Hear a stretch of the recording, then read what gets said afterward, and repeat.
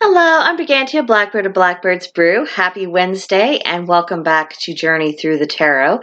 This week's card is Judgment. Oh, that dreaded word. This, of course, comes from the deck The Housewives Tarot by Paul Keppel and Jude Buffum. Highly recommend. So, let's take a look-see. We've got a scale. We've got the lady dressed up as, I suppose that's a pork chop. And she's having a bit of a moment. I guess the scale's giving her the business, and it's very no nonsense. I guess all those tasty treats have finally caught up with her, as indeed it catches up with us all. The reckoning has come. What a timely lesson during this holiday season, especially. However, to be weighed and measured is not necessarily going to result in an unpleasant judgment or an adverse judgment. It's important to reject the notion that judgment in and of itself is the equivalent to condemnation. That simply isn't true. Judgment is about acknowledging reality. It's in its proper form, it's about calling a spade and not calling a spade a heart or a diamond or a club. No, it is a spade. And there's nothing wrong with accurately identifying what something is.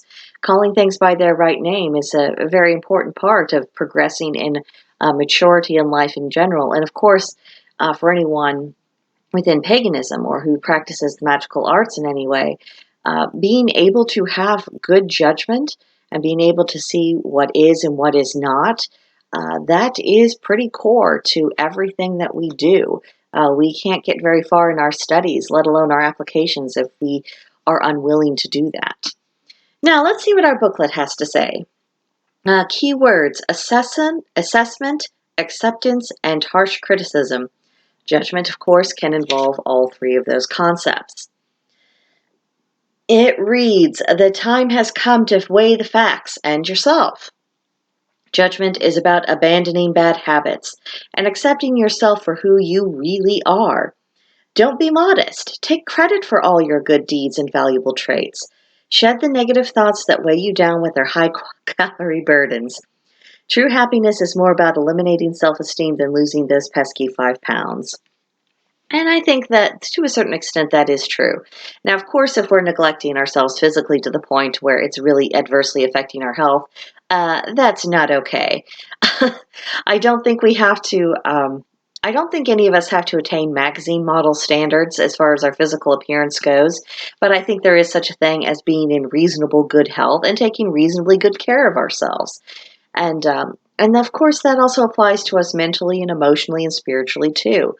Um, we can't just we can't compare ourselves to other people in comparison with what they can do and what they can achieve. It's really about measuring ourselves against our own potential, and that's the yardstick we should be using during these moments of self-reflection and reckoning. So, when this card comes up in a reading, possibility 1, it means stop it. Stop it right now. It can appear when you need to be called to order and to correct your actions or even to correct your manner of thinking. The idea that our thinking is always 100% correct or that our instincts are always correct and that nothing could skew our vision or skew our own internal sense of judgment, I mean, that simply isn't the case.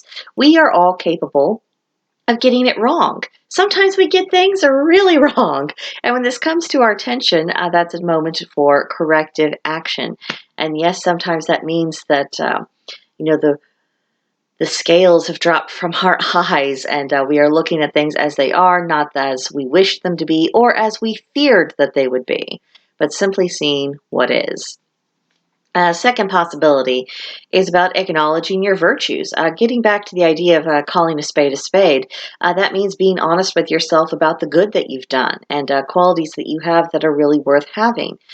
If you can't accept your own good qualities, do you really think that you are acknowledging them fully in other people? I know people will make a counter argument against that, and of course, if you happen to hear that argument, I mean, certainly give it consideration. I'm not saying that we should just dismiss counter arguments, but my line of reasoning is this. If you can't look at yourself honestly, then I think you are already viewing the world through a very skewed lens. Now, of course, complete objectivity about ourselves, isn't possible, but we can come close. We can be reasonably close with this, and being able to acknowledge our goodness as well as our faults. I think that is absolutely imperative in life. And if we can't see that in ourselves, I don't think we are as prone to seeing it in other people. I think it's much more likely if we're down on ourselves that we're also going to be pretty down on other people. It's like, yeah, I've got all these failings, and here's yours. I made a list. In fact, I categorized that list. And just think about that for a minute. What do you observe happening in your own life? So it's worth considering. Another possibility is that this could represent having balanced scales, and that perhaps our own scales, particularly when it comes to our vision of ourselves, are out of whack. This could be a sign of having a distorted self-image, and that's not necessarily in the sense of not acknowledging your faults or claiming your virtues. It is very difficult to be even remotely objective about ourselves. We can come close, but it is hard. But the judgment card, it can come as a nudge for us to view ourselves a little bit more dispassionately. Might think about, well, how someone we trust, how they might view us, in an effort to come to grips with who we truly are. Try to see things. If we were looking at ourselves as we would look at someone else, what would we see? What's actually there? And this is a coming to terms with who we are. And also, how can we possibly expect to address our failings if we can't accurately identify what they are or how they came into being? How can we continue to develop our good qualities if we can't see that they're there? There's a lot to deal with in judgment, a lot to think about. So if you would like to carry on with this discussion, please come see us at Blackbird's Brew. That is our Discord server. There's a link to join in the description box below. And of course, please subscribe to this channel, like this video, leave me a comment. I'll see you in the next one. Bye.